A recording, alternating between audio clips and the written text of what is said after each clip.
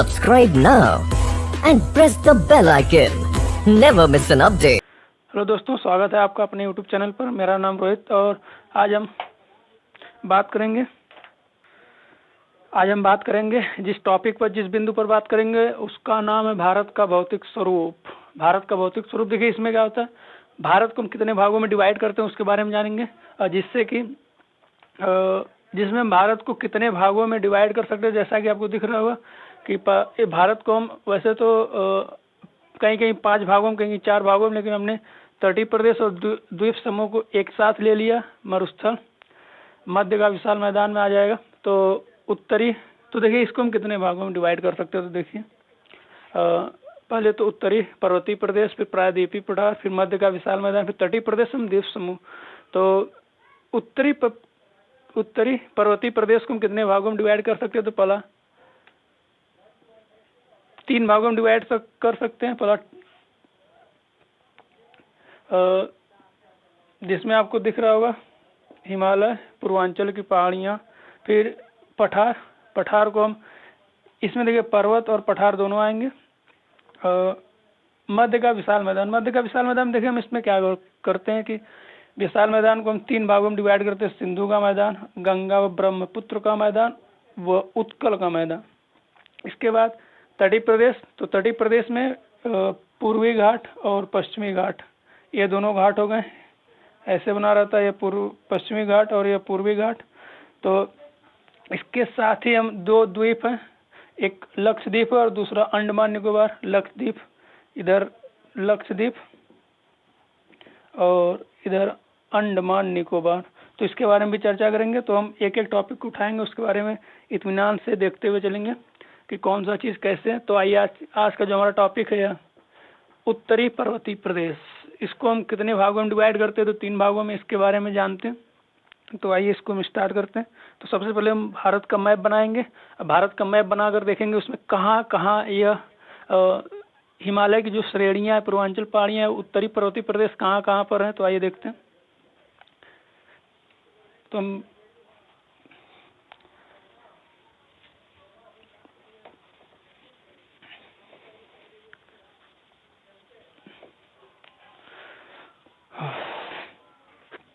तो देखिए, तो आज का जो हमारा टॉपिक, इसको हम हिमालय लिख देते हैं।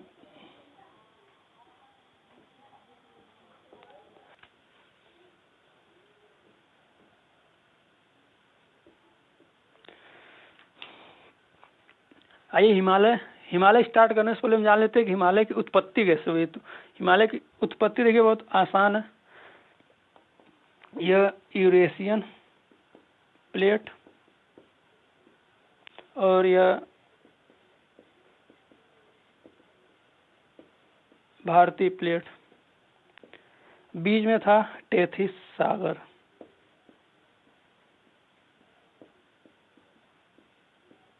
देखिए हिमालय की उत्पत्ति यूरेशियन प्लेट और भारतीय प्लेट। यूरेशियन प्लेट और भारतीय प्लेट का, यह प्लेट इधर खिसकी उत्तर की साइड, अपने उत्तर की साइड खिसकी, बीच में टेथिस सागर था और यह प्लेट किसी कारणवश इस साइड खिसकी। अब इसके बीच में क्या पड़ा, वलन पड़ गया। तो यहाँ पर वलन पड़ने के कारण यहाँ पर हिमालय का निर्माण हो गया। हिमालय को हम नवीन वलित पर्वत बोलते हैं, इसीलिए इसको हम वलित पर्वत बोलते हैं। तो अगर पूछे कि क्यों, तो यूरेशियन प्लेट और भारतीय प्लेट। अब आइए हम थोड़ा सा मैप बनाते हैं भारत का, इसको हम फिर क्लासिफाई करते हैं कैसे क्या चीज़ है। तो पहले स्टार्ट करते हैं भारत का मैप से।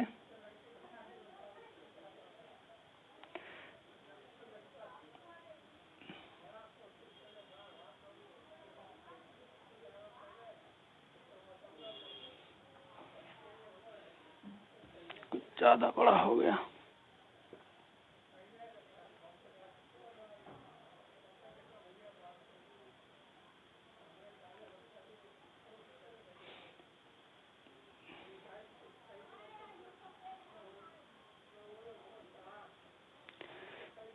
तो ये देखिए हमारा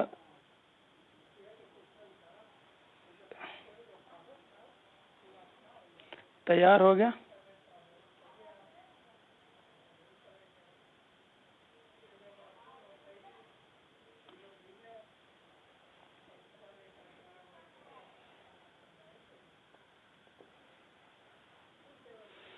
ये हमारा उत्तर भारत। तो इसमें हम स्टार्ट करते हैं हिमालय। हिमालय में देखिए, तो हमने पढ़ा था 3 पार्ट था। कौन कौन सा था? तो पहला पार्ट था हमारा, दूसरा था हिमालय, तीसरा था पूर्वांचल की पहाड़ियाँ।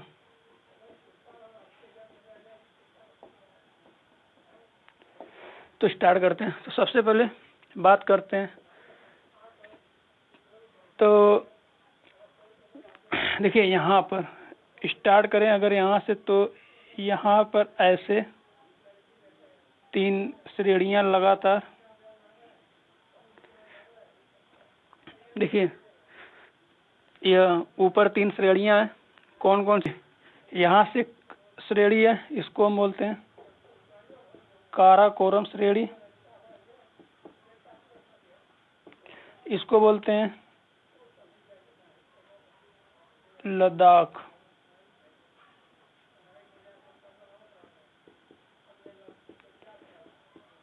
इसको बोलते हैं लद्दाख श्रेणी, इसको बोलते हैं जास्कर श्रेणी। और यहीं से एक नीचे 3 टुकड़ों में डिवाइड है, इसको बोलते हैं कैलाश श्रेणी, जो मानसरोवर कैलाश श्रेणी में। तो यह सब किसके पार्ट है? तो सब पार्ट है ट्रांस हिमालय के। ट्रांस हिमालय देखिए यहीं पर है, यहाँ पर एक पर्वत है K2 या गार्डविन ऑस्टिन इसको बोलते हैं, K2 या गार्डविन ऑस्टिन। यह भारत का सबसे ऊंचा पर्वत श्रेणी है, भारत की सबसे ऊंची पर्वत श्रेणी K2 या Godwin Austin. K2 Godwin Austin. ये तो रहा हमारा काराकोरम श्रेणी हो गया, लद्दाख श्रेणी, जास्कर श्रेणी। अब इसके बाद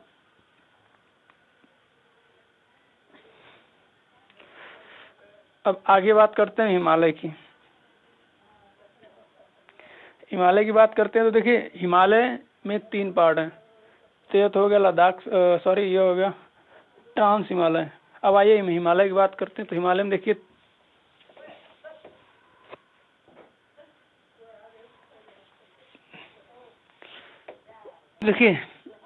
हिमालय, अब आते हैं हिमालय की बात करते हैं। तो हिमालय में देखिए 3 पार्ट है, महान हिमालय, फिर इसके बाद है लघु हिमालय,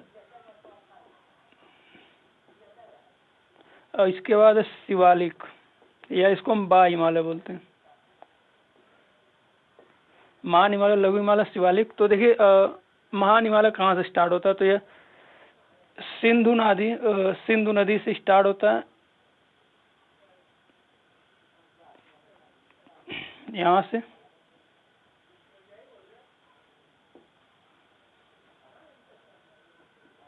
कहाँ तक होता है? तो ब्रह्मपुत्र नदी तक, यानी कि यहाँ से पास करती है ब्रह्मपुत्र नदी।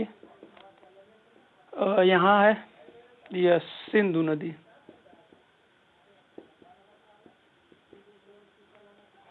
ये हमारा महान हिमालय। अब इसमें भी देखिए कितने पहाड़ हैं। तो महान हिमालय, इसके बाद इसके नीचे,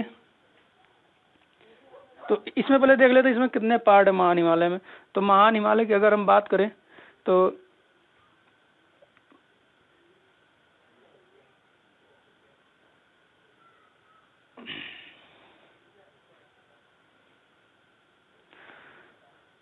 यह रहा महान हिमालय। महान हिमालय की हम अगर लंबाई देखें, लेंथ देखें, इसकी कितनी लंबाई है महान हिमालय की? तो इसकी लंबाई है 2400 किलोमीटर। महान हिमालय की लंबाई कितनी? 2400 किलोमीटर। इसके बाद इसी के जस्ट नीचे है हमारा लघु हिमालय। यह यहाँ से स्टार्ट हुआ है लघु हिमालय। देखिए लघु हिमालय या पहले तो महान हिमालय, महान हिमालय की जो लंबाई हुई 2400 किलोमीटर। अब इसके बाद है लघु हिमालय। तो लघु हिमालय कहाँ तक है, तो अगर इसकी बात करें तो यहाँ से शुरू होता है, फिर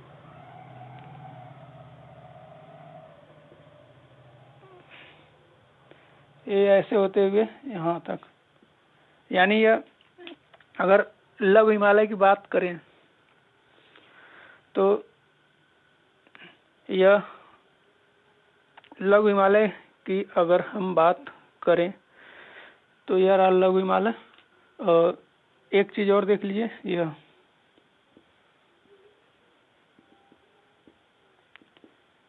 यह लघु हिमालय है और यह महान हिमालय।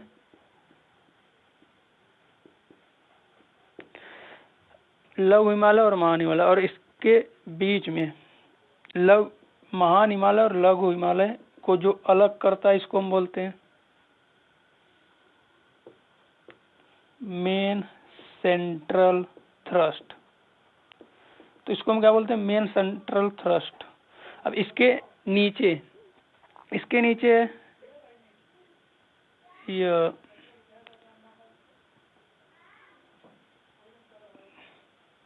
शिवालिक, ये थोड़ा सा देखिए, इसके नीचे यह लघु हिमालय हुआ, यह महान हिमालय, और यह रहा शिवालिक। और शिवालिक देखिए कहाँ से कहाँ तक है, तो अगर यह रहा हमारा शिवालिक या बा हिमालय इसको बोलते हैं, तो यह कहाँ से कहाँ तक है, तो यहाँ पर एक नदी पाई जाती है, कोसी नदी, और यहाँ पर पंजाब, यानी पंजाब से स्टार्ट होता है और कोसी नदी तक चलता है। अब देखिए इसको, यानी लघु हिमालय और शिवालिक, यह है शिवालिक, यानी लघु हिमालय और शिवालिक को जो अलग करता है इसको हम बोलते हैं मेन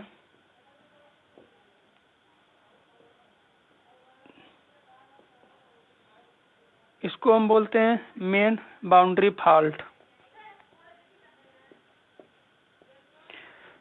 देखिए महान हिमालय और लघु हिमालय के बीच में जो पाया जाता है, महान हिमालय और लघु हिमालय के जो बीच में पाया जाता है उसको हम बोलते हैं मेन सेंट्रल थ्रस्ट, यानी जिसको अलग करता है। और लघु हिमालय और शिवालिक के बीच में जो पाया जाता है उसको मेन बाउंड्री फॉल्ट बोलते हैं। एक चीज और देखिए, अगर ये जो कैलाश श्रेणी है, और कैलाश श्रेणी और महान हिमालय, यानी कि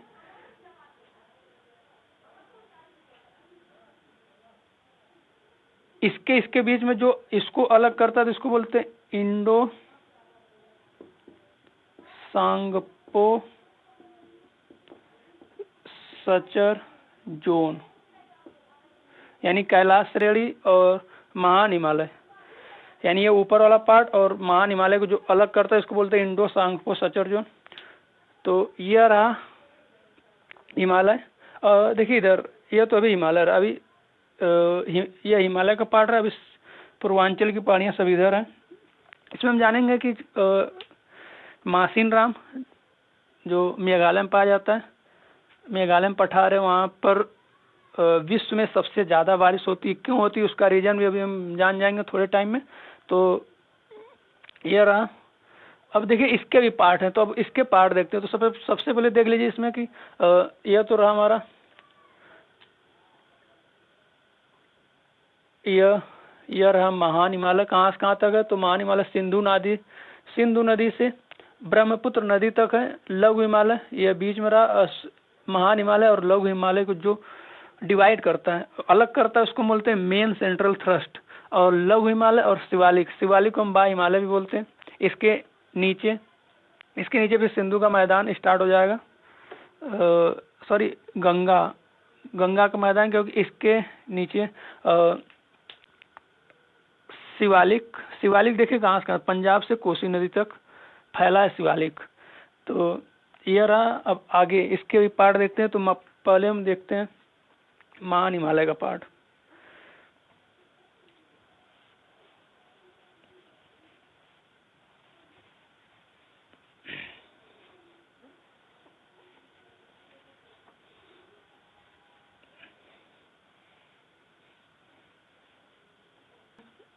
महान हिमालय की कुछ प्रमुख पर्वत श्रेणियों के बारे में।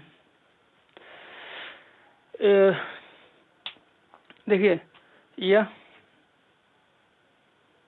यहाँ पर अभी हमने पढ़ा था काराकोरम श्रेणी, फिर इसके बाद लद्दाख श्रेणी, फिर जास्कर श्रेणी। यहाँ पर था काराकोरम श्रेणी में था K2 गार्डविन ऑस्टिन, इसको हम बोलते हैं। यह भारत का सबसे ऊंची पर्वत श्रेणी है, भारत की सबसे ऊंची पर्वत श्रेणी है गार्डविन K2 गार्डविन ऑस्टिन। अब इसके बाद देखिए यहीं पर नेपाल में पाया जाता है माउंट एवरेस्ट, जिसकी लंबाई है 8,848 मीटर। यहीं पर एक नेपाल में और पाया जाता है, इसको बोलते हैं मकालू। यह सब नेपाल में। अब यहाँ पर देखिए यह K2 गार्डविन ऑस्टिन कहाँ पर है, तो काराकोरम श्रेणी में।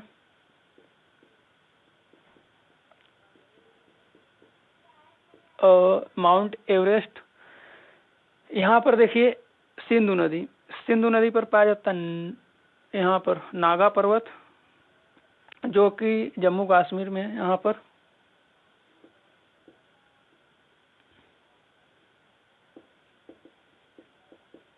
यह नंगा पर्वत या नागा,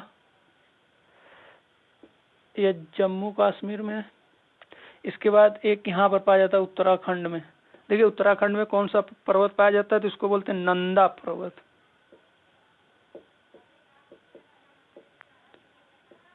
ये नंदा पर्वत है कहाँ है, तो यह उत्तराखंड में है। इसके बाद यहाँ आएंगे तो यहाँ पर एक पर्वत पाया जाता है नामचा बरवा, तो अलग है। अब इसके बाद बात करते हैं लघु हिमालय की। तो लघु हिमालय में देखिए क्या है, महान हिमालय की टोटल लंबाई 2400 किलोमीटर, इसको ध्यान दीजिएगा। इसमें कौन कौन से पर्वत श्रेणियां पाई जाती है उसको भी।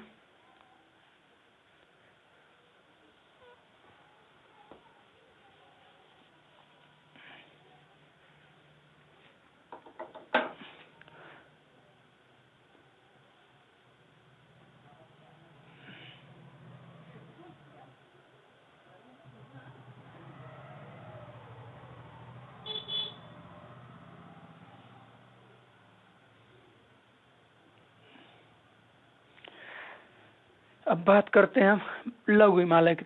तो देखिए लघु हिमालय यह, इसके बाद यह रहा, फिर इसके बाद यह, तो इसको पहला पीर पंजाल, इसको हम बोलते हैं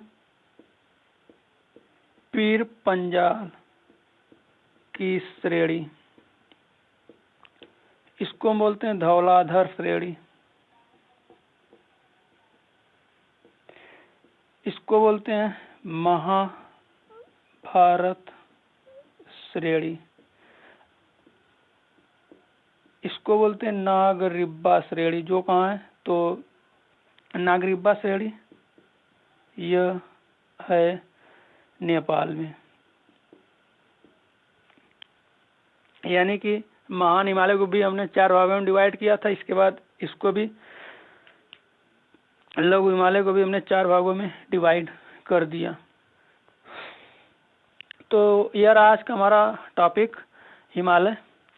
अभी कल जो हम वीडियो लाएंगे तो उसमें जो दर्रे हैं उसके बारे में बात करेंगे, और पूर्वांचल की पहाड़ियाँ जो हैं उसके बारे में। तो थोड़ा सा हम बता देते हैं। देखिए यहाँ पर कि मासिन राम में बारिश ज़्यादा क्यों होती है।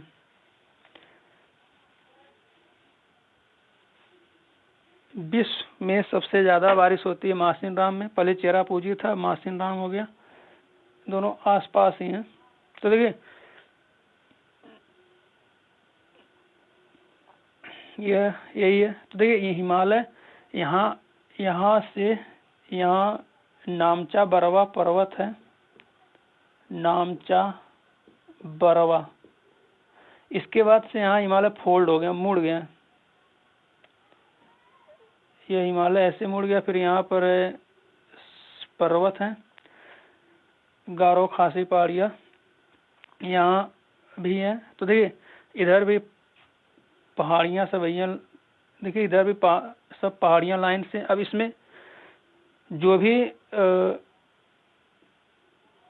धारा यानी कि जो भी पवन धाराएं आएंगे अपने साथ नमी लाएंगे, तो अगर इसमें प्रवेश की, या पश्चिमी मानसून धारा, वैसे तो पश्चिमी मानसून धारा जब इसमें प्रवेश करती है तो इसमें टकरा टकरा कर, देखिए यहाँ से इसमें फिर इसमें टकरा टकरा कर इसके सेंटर में मेघालय में पठार है, वहीं पर मासिनराम, उसमें विश्व में सबसे ज़्यादा वर्षा कराती हैं। तो इसका रीजन क्या है कि यहाँ पर जो पर्वत श्रेणियाँ हैं सब एकजुट हैं, और जो मानसून आता है उसको बाहर निकलने नहीं देते हैं, और इसी में टकरा टकरा कर उसी जगह बारिश करते हैं। तो आज का हमारा टॉपिक, अगर टॉपिक पसंद आया तो लाइक करिए, शेयर करिए, सब्सक्राइब करिए। Subscribe now and press the bell icon. Never miss an update.